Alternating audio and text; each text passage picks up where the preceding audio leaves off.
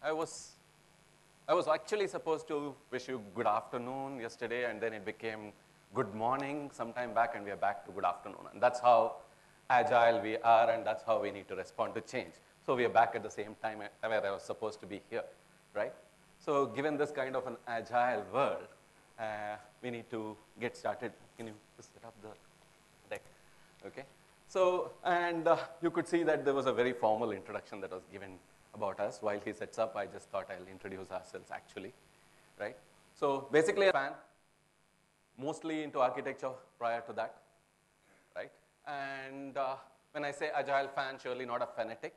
So I follow very specific people like Ron Jeffries and Henrik Nieberg. And from India side, it would be Tathagat Verma, and of course Linda Rising, as well as the person that I look at, right? So that's where I come from. Surely not a fanatic. I'm not that Scrum safe. Of course, I'm a safe program consultant and Scrum certified and all of that. But yeah, those are all there. They come in, help us, right? And today we are here to talk about a few things, but around DevOps, which is what we've been focusing on a lot, right? Now, let's stay. So what did we really? Where's the first slide? Where's the first slide? Second. Yes. First slide. Can you move? First of our presentation. I mean, I thought we'll have it. It's not here. It's not coming. Okay. So that's how technical debt works, right? So I was saying that in my iPad, the title doesn't show. Then he showed it back to me on his phone saying the title is there. Then I opened an iPad, Microsoft PowerPoint, and it showed up. And now again, back here, we don't see it. So we manage this kind of technical debt. That's what DevOps is all about. And sometimes ops also tells things like that, and dev may have to believe that, yeah, it will come and all of that, right? So actually, if you go back to the same thing, how we started off, okay, so yesterday we were told that it's at 12:15 to 1 o'clock slot, 45 minutes, so we thought, okay, we have little more features that we can add, some of the should features can be added to this presentation, and so we went and little readjusted what we needed to do. And how it went about is like I worked on certain things, small bits of PPT, and then had to pass it on to him to add something into the content. So you see what happens, right? Merge issues. He was using the regular template, and then there was the Decoding Devops template, and then I sent something, right? Then I came up with a shortcut, and I said, no, if I give you in this template, if I copy paste, all the text goes for a toss, so I'll convert it to an image and give it to you. Then his first question as ops was, what happens to the source? Make sure that you check in the source and you keep the source so that tomorrow you can edit it, right? Just don't keep the image. So that's the version control that he was talking about. Okay, I should be able to tie the source to the release build that I was passing on to him. The next question that he asked me is, okay, you're giving me so many images, now it's going to be more than X MB, which is your limit on sending out an email, and you need to send this email out. That's the ops question that came back to us, right? So, and then I had to come back and say, okay, this is the kind of mechanism that we can put in place so that we can do some performance engineering into it to ensure that each volume of the slides is this much so that I can make sure it happens. And I might have gone to some kind of zipping mechanisms and things like that, but we didn't need to do that, right? After all, it's now a short session that we're going to have, and there's a lot of talking to do. And so, as you would expect the ops person, so DevOps means we should have DevOps. That's what we are here for. So you will see very less kind of a friction between when we're going to deliver the message, at least in a condensed fashion. Yeah. That's what we want to cover here. Yeah. And DevOps essentially means dev and ops every second, not necessarily dev to ops, right? So that's what you kind of see there. So you see really what's out here, right? So this is the perspective that we get from customers on what they want from DevOps many times, right? So when they say what they want, you can see that somebody looks at the trunk and says trunk-based development, and that's what DevOps is all about, right? And somebody looks at the tail, which is lean, and says lean process. That's what DevOps is all about, right? I don't want to explain what release management means there, but that's what DevOps is all about, right? So, and that's what it kind of depicts. And then somebody sitting on top, there said metrics and governance. I'm sitting on this on top, and I'm the meho, and I want to kind of control it and say metrics and governance is what DevOps is all about, and that's what I want. And down there in the leg, you always put a chain for a elephant, and that's what the tool chain comes from. When somebody says, I just want to establish a tool chain, and that's what DevOps is all about, right? So that's another one. And then the front legs move, the back legs have to move at the same pace, otherwise we'll fall down. That's what the dev to ops handoff is all about, right? So these are the kind of things that people come back to us and ask as to what they want. And the core of DevOps, of course, is, again, you start seeing that cloud in between. Everything looks so hazy, right? If you start looking at focusing at the middle of the elephant, you see cloud. so big. So cloud-based environments, I have it. We are already DevOps. And of course, DevOps means dev teams need ops, and so IT for IT, which means I'm able to provision environments and so on. Right? So this is where we get started. Right? There's quite a bit more. The eyes start looking at continuous monitoring. The ears start looking at a combination of elements around the governance, right? So all of that is there, listening. More of listening, getting more agile, that's what the ears will do, right? So that's what are the different perspectives with which customers come to us. And why did I put that up is because that's, okay. By the way, this was the time my session was supposed to end. My alarm says so. That's when I'm starting. That's different. Okay, so back to why we started with that. If you had seen what the title of this session was, it says multi-pronged journey towards DevOps transformation, right? So when we have all these kind of different perspectives, there's a need for us to go towards transformation, right? So what, yeah. And the transformation part, when you talk about like what is that ultimately you want to get on, but from the customer, what is customer expecting when you say transformation? So that could be, I would say, like if you want to put in a very simplistic terms, it could be 3 aspects, which would be build operating dexterously, then eliminate the lean waste, and the capability to deliver faster. So how do we attain that one would be the few examples which we say what we have done it in a typical journey when we have probably would have conducted around 32 kind of customers across various verticals in industry domains. Okay. So, of course, you always start with what the customer wants and then slowly get across to see what customers need, right? So that's what the transformation journey is all about. So we do start with what is wanted. So, for example, continuous delivery pipeline creation has been a very, very common ask that he's been working on, and his team has been working on quite a bit nowadays. And he can talk about a couple of those in terms of what. So when we talk about the continuous delivery pipeline implementation, first of all, majority of the customers, I can give an example of a typical banking customer where we have implemented a continuous delivery pipeline. So what happened was like you have multiple technology delivery which has to happen. You have Java-centric applications, you have .NET-centric applications, you have classical orals, mainframe-oriented applications. Now, how do you put a continuous delivery pipeline when you think about this multi-stream technology streams which are going to happen in a single enterprise? Now, if you look at the aspects of the delivery which is going to happen on these multiple technologies which you're going to deliver in a typical continuous delivery pipeline, what you see is like the velocity at which you can deliver would be slightly different across the technologies. If you take the modern examples like the Java and the .NET, obviously you would have the agile fashion of development and delivery and deployment, which would be automatable to certain extents. But when you talk about the classical technologies like mainframe and all, how do you do CI, how do you do continuous delivery, and how do you do continuous deployment? So we had challenges across delivering that one in a typical technology fashion for the banking customer. So we devised methods how you can probably do an offshoot from the existing tier in a typical way of thinking versus how do you want to get onto a platform and enable that from a technology perspective. Yeah. So while we were talking about first the Java pipeline and then the .NET pipeline and then the TIBCO pipeline, and then we went on to kind of setting up, I wouldn't say the best kind of pipelines, but a little leaky pipeline for the mainframe. Right? So you had all these pipelines in place, but are those the pipelines that we need to deliver was the next question that the customer asked, and that's where transformation comes in the picture. So just in the agile world, just like how it happens, you start seeing some feature coming out, and then you get your ideas, and then you realize what your real problems are.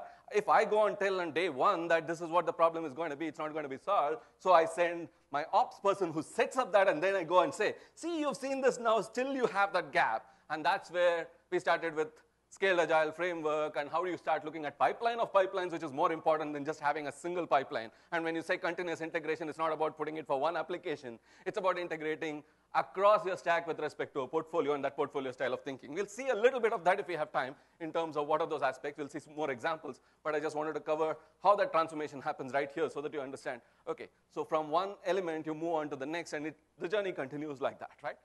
So that's one of those examples. So the Agile++ is another aspect which you look at, where it is more like we have this wonderfully working agile team, they're agile by spirit already, and they're moving towards agile by nature. And what do they want? Speed of delivery. So give me a platform where I can deploy on my own, self-service, right? So that's one kind that we're seeing, and the other is like moving towards Agile++, So that was for one of our, so as you would expect, that kind of a platform happens in our high-tech customers. So he was talking about a banking customer, you know how we transition. High-tech customers, the transition is a little different. It starts from Agile and goes here, right? So that's what was the transition there in terms of, okay, how can I really make this happen? How can I automate my entire stream? Can I start using Ruby on Rails, and can I put certain practices, architecture practices around what should be a plugin, what should be gems? How can I ensure that I reduce the number of gems so that I can put multiple deployments on the same thing? Tomorrow, if I want to use a container, then the shared infrastructure is going to be shareable, really, and you're not going to run into version issues across these multiple platforms. So how do I re-architect my system so that everything is being put in? The same thing happened with another conglomerate that we were doing, where on the Java stack, again, they did the same thing with OSGI. Right? So which is what we call plug and play, right? So put components together, and then you start seeing, I can deploy this feature separately as an OSGI, modules are there, I put them together, and you start looking at it from that perspective, right? Then there are these larger customers, right? So who are looking for elements like service reliability engineering, and So this is a typical retail customer, in which they had multiple business operations which has been spread across different geographies. They have been operating 2 different brands in US, and there is another brand which they are operating in Canada. So what they had is, like, this is a typical e-commerce plus customer to business to customer, B2C and C to B2B kind of a model which they had it. And this particular, what they had is they have multiple technology platform which they are supporting, and all these different delivery mechanism, what they have in the business delivery mechanisms. Now they want to converge that one into a single platform and adopt a single service delivery model across this platform. So how do we do that one? How do we make a lean team out of the service development, service delivery, and operation support across the platforms and make it as a lean team? So to do that one, so we have gone with a certain examples, like how do you want to enable the service operation, service management team? Saying that, okay, how do I build a system where in which you can probably go and say, like, okay, yes, I have a typical problem. How fast I can triage the problem and get on the information, and my L1 and L2 team can fix that problem as soon as possible, and how the system can spit out information in such a manner that means rather than making it as a reactive kind of an approach onto the platform, how do I make proactive kind of an approach? And the third thing is about you have larger builds, where in which you have single components or single package which is going to be delivered every time when you make a smaller change.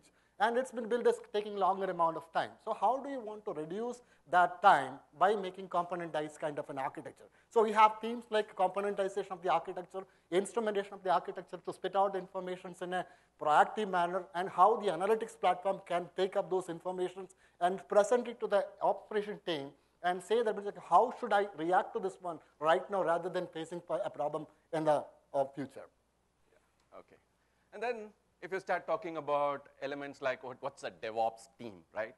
So I have many, many different Devops teams in my organization. I work with all of them, right?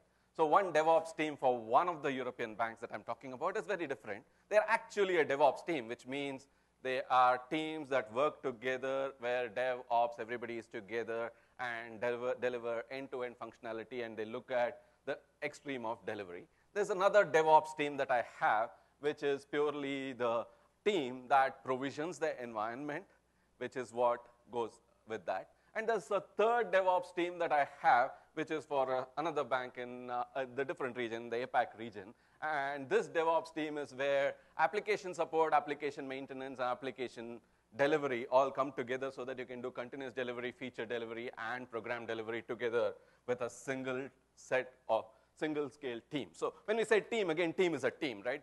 So what's the difference between a group and a team? That's what really makes the difference, right? A team has a common goal, whereas a group has a set of people who do certain things, right? So moving from, okay, we've been talking about a lot about QA team, dev team, and all of that, right? Those are all things that they do, whereas when you say team, you're really looking at an objective-based team, and that's what you see there, right?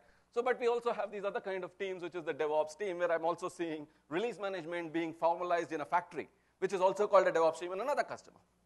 Right? So we do see all of these, and that's all the different kinds of elements, but they're all starting points for a transformation, except one of those which I told, which is like the end-to-end DevOps team that we really have, which is where we want to go to next. Can you? Yeah. So, okay. So if you really look at how we want to kind of transform towards that, right? So you want to get into these feature teams, but you have these kind of application teams in the world today. And then you had this typical structure of, I would do this plan, construct, test, code, verify, etc. And then you want to move those cycles from, you see that original cycle was something like that, then shorter the cycles, those little loops that are coming, and then you start seeing the feedback loops flowing in. So it's a slow transformation that you want to look at. And it needs change both on the team structure side, the tooling side, as well as the way you organize the features in the business and so on, right?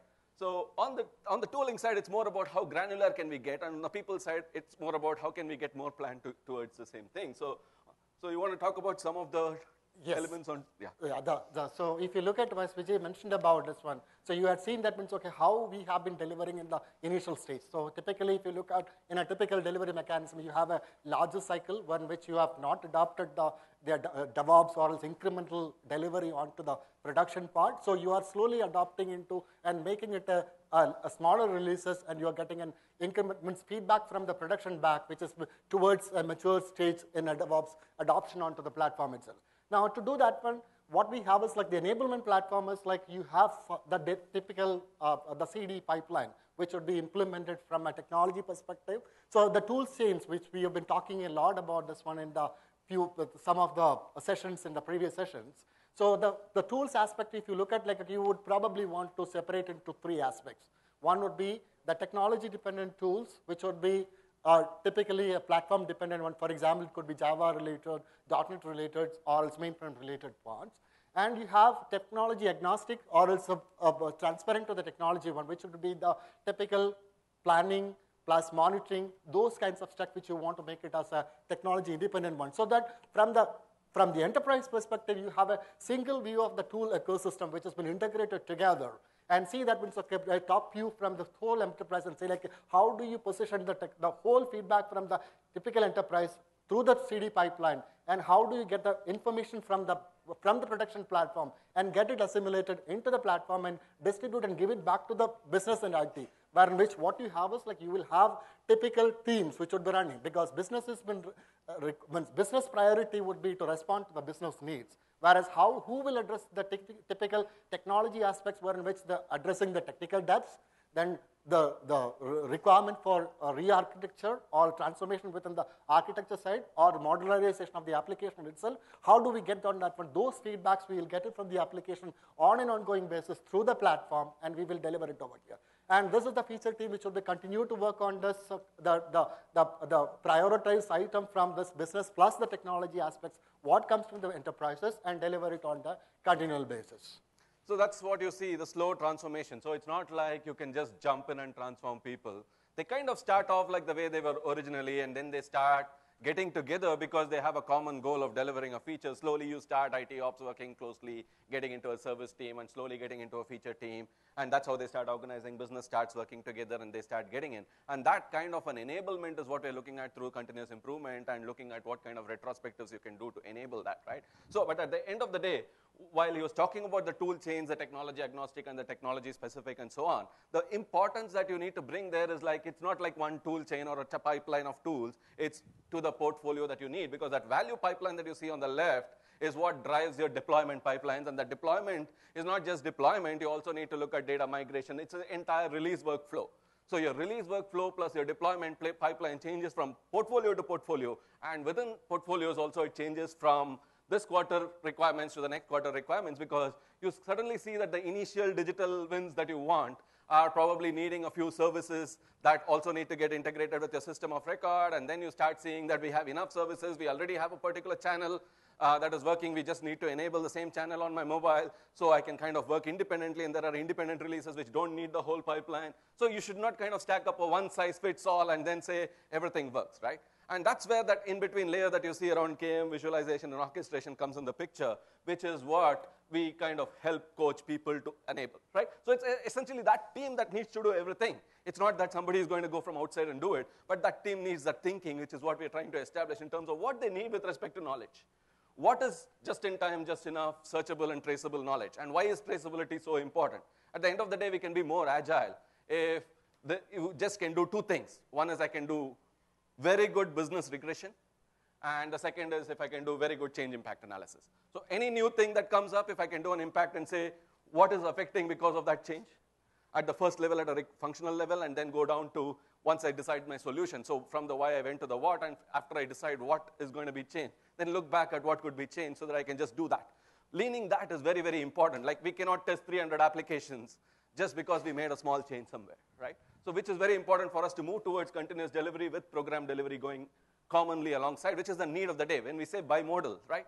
So one way to look at it is traditional versus agile. The other way to look at it is like the same team needs to deliver certain features which are more like governance features which need to go as a whole, versus there are certain features that need to be delivered as a continuous delivery and certain features that need to be delivered more like a feature delivery as the feature is ready.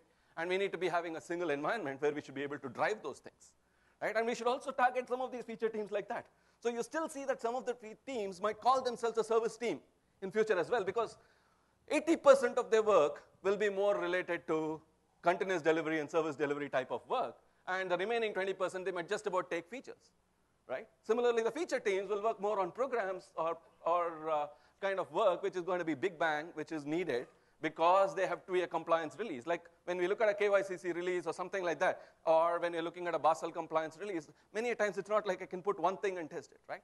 So that's where that combination is needed, where we start looking at how do you go through that process. And typically, if you want to select one of the small box, the yellow box, which indicates the automation generation or the nucleus which is going to initiate the initial automation, enable the CD pipeline plus all this orchestration part. You don't want to reinvent from the outside. It has to come within the team who have been practicing the platform or who's been on the platform in and out. So they are the one who is actually creating this, and slowly that team will disappear and into the feature teams on an ongoing basis.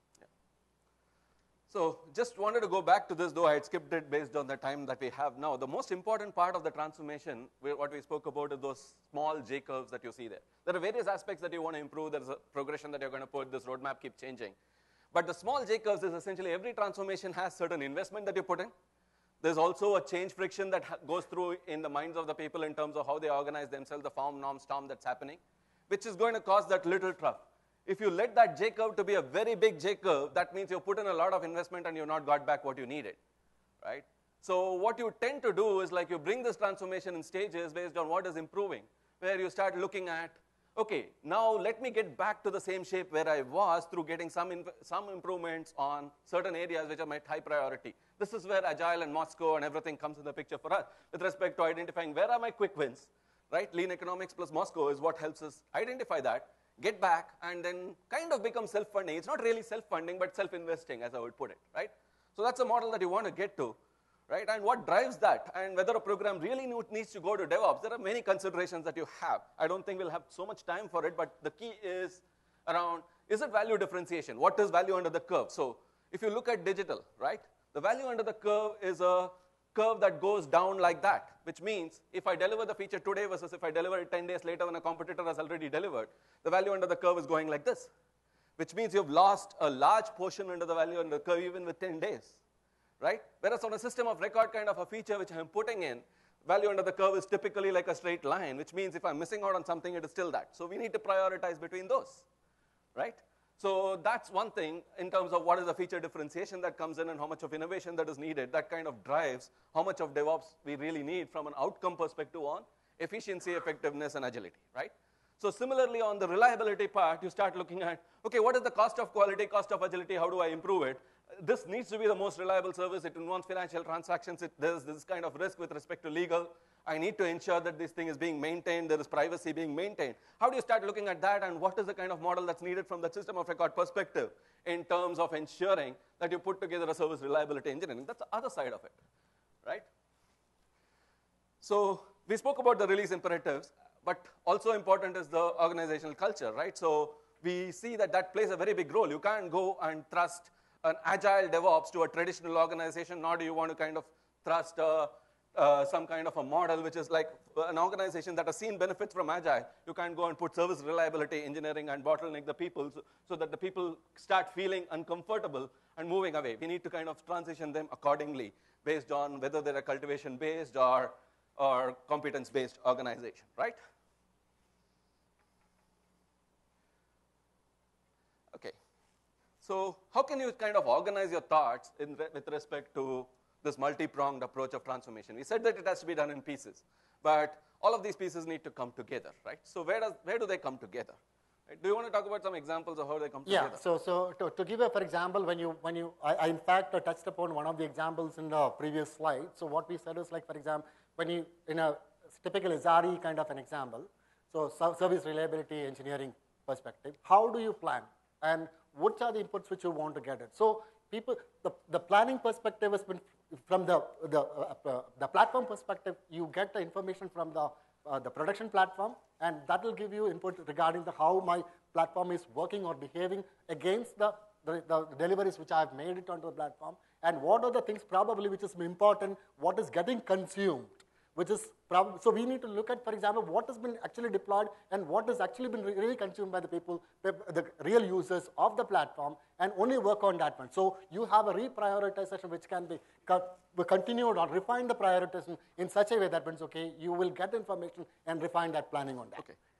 Let's take some examples so that it's much easier to follow, right? So, for example, if you look at this high-tech organization for whom we were building this product, right? How this whole planning exercise happens on a monthly basis for deciding and prioritizing their requirements, right? Is completely based on the web analytics that happens on the previous month's release, who has used what. So the budget goes to the different geographies based on how much the geography has promoted whatever new features have come. And how much has been used. Yeah. So that's the kind of DevOps that we're talking about, where finally your business prioritization. So in fact, sometimes we start thinking, I mean, did we use the wrong word, DevOps, because it kind of gives that dev to ops feeling more than, yes, dev and ops work together and they can do something totally different, right? So it's more around how can I use this knowledge that ops has got, if we can put it in a visualized form so that the teams, business and IT teams, can work together to organize themselves, right? So that's one part of the plan. The other part of the plan is like, we had this other customer where I was doing an agile coaching by chance, but in fact, that was not agile coaching. This was a completely different thing. We said, come for a JAD session, right? A JAD session is something that looks very, very simple, right? Joint application design, what's the big deal about it? But what it could do was, this context is more like, they wanted some kind of a new feature, right? And portions of that existed in an old platform. They're going through this migration to a new platform. So what we did is like bring the users together, bring the old platform SMEs together, right? And bring the technical people from the old platform together. And then you can start talking about how much was the old platform being used? How much is the new platform? What do you need to do in the new platform? And when you bring all those thoughts together, otherwise it's like send questions back, get the answers back, right? So yeah, I'll find out from operations whether 100 people use it or 1,000 people use it. So you need to scale and put a right architecture or right size, right fit for it, right? So these are not the kind of things that you want to really look at. So what can one planning do in terms of establishing? Like today we were talking about how virtualization made sure that a good contracting, I mean, contract first development has been a good practice that we've been following all along. But virtualization kind of helped that happen. Of course, it did have its pitfalls as well. Not enough time to talk about those pitfalls, right? So but let's move on to another example on the same planning, right? So which is like, what did we use? Like we were talking about code coverage tools sometime back in the previous session, Emma, how we used it. I mean, we used it completely differently. For another bank, it was like moving from one middleware to another. That middleware is outdated. They want to move to a new middleware. And it's built by somebody else, right? So what could you do in terms of reverse engineering with respect to using code coverage tools? I mean, it looks like something unrelated, right? So what we did is very, very simple. We had test cases. We could run the test cases. We could find the business flows to the technical flows connectivity, find used code, unused code, but more than that, trace code back to functionality, which is the key of DevOps also, and Agile as well, right? So you can get the code back, then you know where to deploy it, what are the messages going, which goes to the message broker, what is the flow that's happening. So you are able to get your entire architecture mapped using very, very simple tools. So it's finally the 3 idiots principle that's very, very important here. It's not the tools that are important, it's how you enable your teams to think around the tools which makes the difference, right? So you can use tools completely differently. Those tools are there to help us, and many times you build custom tools instead. And to give on another angle onto the transformation exercise which Vijay was mentioning about, it was a legacy application which has been built on a customized Unix platform which is behaving like a middleware which is connecting around 200 stores, and the customer did not have the source code. So we have to reverse engineer the way which we mentioned about, mimic the transactions, see how it works, enable that one onto the new platform, and plug in the code and see like how it works. And that's why we have been doing it, and it's ready to go into production now. Yeah. So, and coming back to the build and assure and how they work together and what happens in the planning part of that, right? So build and assure is really part of a planning thing right now. If you really look at how people get together, so you've seen that the skills of these people come together and they start learning from each other and multi-learning happens and all of that. But more than that, it's like things like behavior-driven development, test-driven development. Just like how, Agile had a particular view, but certain frameworks came and gave a different views. So whoever has been speaking about Agile here has been talking about sprints. And sprints has nothing to do with Agile, right? Except that one of the frameworks that we can use in Agile teams is Scrum, and Scrum has one event called sprint. But that's what is registered in our minds, right? And of course, even the umbrella under which Scrum comes, which is the inspect, adapt, and transparency, that's also not in our minds. First thing that comes is sprints. And that's how operational we get, and we want to get away from that. And that's where DevOps helps, because when you put people together who can learn from each other and who have questions on each other, that's what test-driven development did or pair programming did to create good quality. And that's exactly what you're trying to do, to give the ops perspective to the dev teams and the dev perspective to the ops teams by putting them together. So what is test-driven development? It's really not about writing test first and then coding for it, right? It's more about thinking through the design, because if you think through a test, we understand it better. And that whiteboarding that happens where the tester brings the right brain and the developer brings the left brain where he can code for corresponding to that, and that granularity at which you can do it. I just thought through one scenario and I've coded for it, so there is no other kind of thing that can be broken. So if at all something goes wrong, I get immediate feedback and I know that is what is wrong. I've not added unwanted code. I've not broken anything. Right? So that's the feeling that you want to create, that vertical slicing that you get out of this whole thing. Looks like we are out of time. I know that. So that's essentially, we can go on with examples on this. We just wanted to use this as an anchor to give more examples, but yeah, we can take many examples offline. But going more granular at a lower level in terms of what all helps. Analytics is one example you might want to give in terms of how Splunk and Flume we have used very effectively to bring certain aspects of incident analytics driven, where should I put my priority? Correct. For an insurance customer. So for an insurance customer, what we have done is like we have used, first of all, the first thing what we have done is like how do you want to parameterize the logging format plus messaging format within the application itself so that you get it in a typical standardized format. And that one we have used along with the Splunk platform, one which we have taken out this information to Splunk, and we have used the analytics on top of that one and saying like, okay, what are the typical incidents and problems what you get it, and how do you convert the typical recurring incidents into a problem category, and what should be converted into a real actionable item which has to be gone through and development team, which can be probably a feature enhancement or else a transformation exercise, or it can be an architectural transformation itself. So at the end of the day, if you can look at the right, so what we are really looking for is business. So if you're looking at agility, so far we were talking about effectiveness, efficiency, because DevOps is applicable equally to traditional organizations. So specifically from an agile organization, you start looking at certain other things like sustenance, agility, right? So in terms of how you create this knowledge, how it is searchable, and how I can manage my incidents better, how do I create a KEDB, how do I create the right FAQs so that I can hand off to an L1, and how L2, L3 can be consolidated into more of our feature teams.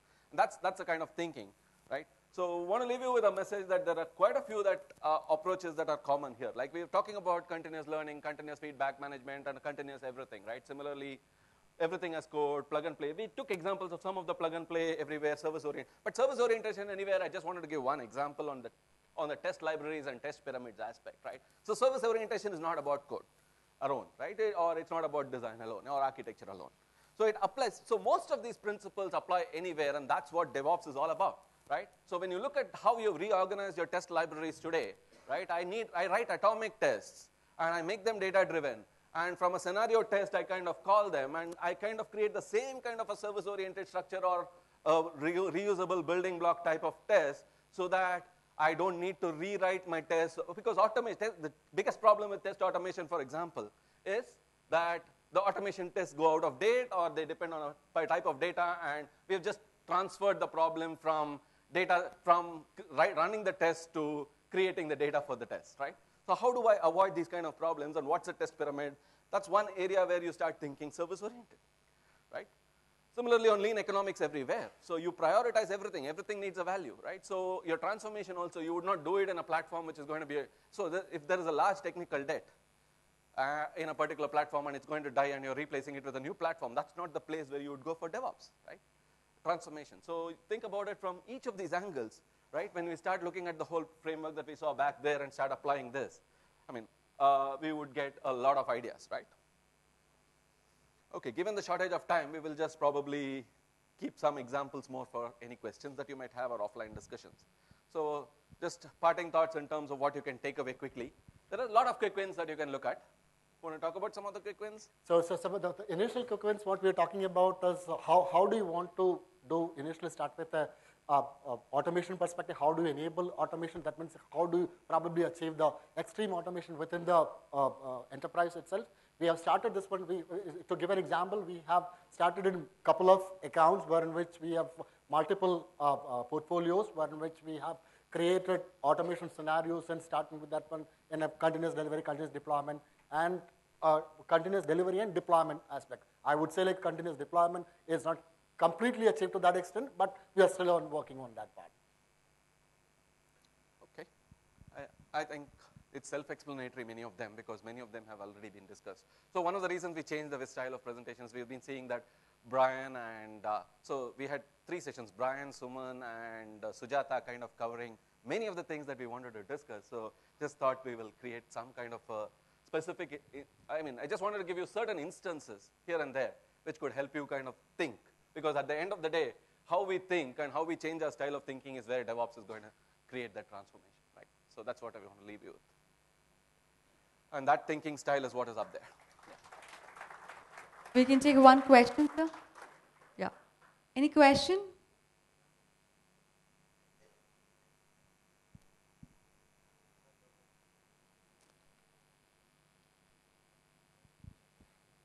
Okay, that kind of says that it's completely OHT.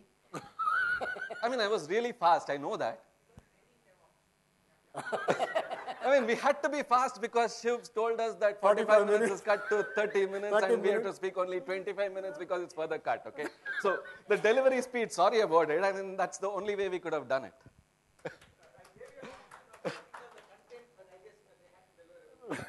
No, we didn't deliver everything. We cut the content as well. Yeah. Let's thank him with a big round of applause and requesting Mr. Varun Tandon from Zebra Technologies to kindly come on stage and present a bouquet and memento to the speakers. Let's welcome Mr. Varun Tandon on stage.